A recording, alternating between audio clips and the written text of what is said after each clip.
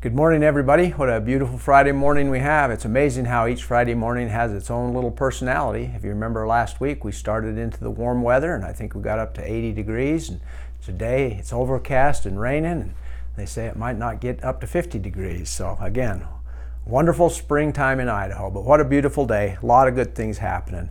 First thing I'd like to mention is just as I mentioned last week, our Chubbuck Fire Department personnel ran the Fill the Boot program for the Muscular Dystrophy Association.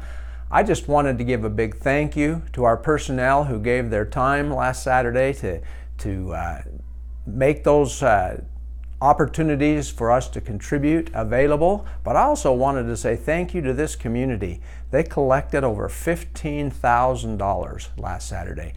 It says a whole lot about the generosity of our community, and just thank you to each one of you who came and participated and donated to this great event.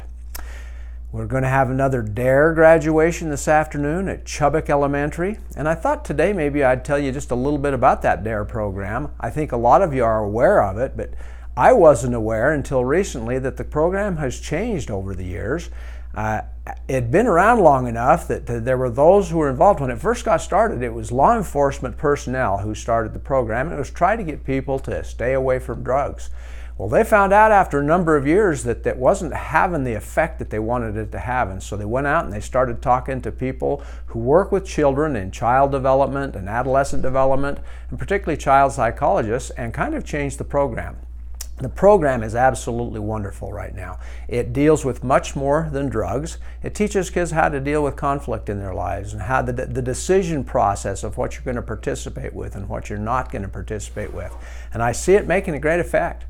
These young folks who go through the DARE program and receive that training come out of there with a real grand set of tools to help them make decisions and how to deal with conflict in their lives. So if you have an opportunity this afternoon at 1:45, come over. A group will graduate from the DARE program at Chubbuck Elementary.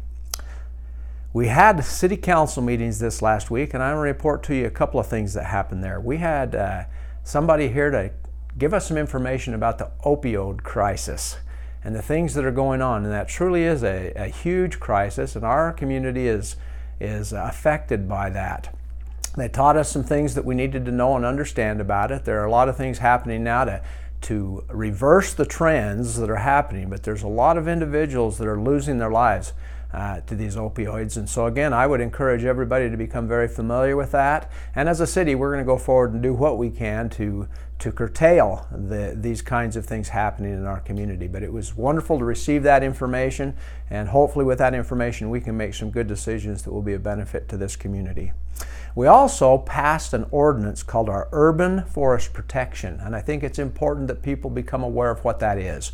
It has to do with vegetation, shrubs and trees that are planted in the public right-of-way, and particularly like in the swales in Chubbuck. We need to make sure that the right vegetation's there, that they're pruned appropriately, that we don't do damage to our facilities, to the infrastructure, and also that we make sure that travel is safe, that they don't block the site of things. So again, if you have questions about that, come on in and ask us about it. We don't want to be overly aggressive, but we wanted to make sure that we set a plan. There are trees that do better in our area, and we have a list of those here at the city offices if you want to come down and see as you're planning on planting some trees, as you decide what you're going to do with trees. Even sometimes just on your own property, it might be well to check and see what kinds of things really do prosper around here and do well. So I just thought it'd be well to tell you that this Urban Forest Protection Ordinance was passed last Wednesday and will go into effect.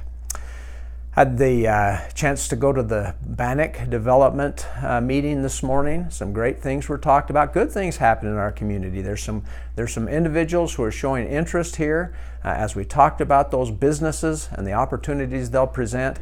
One of the things that came up this morning was how important it is for our community to be positive about our community.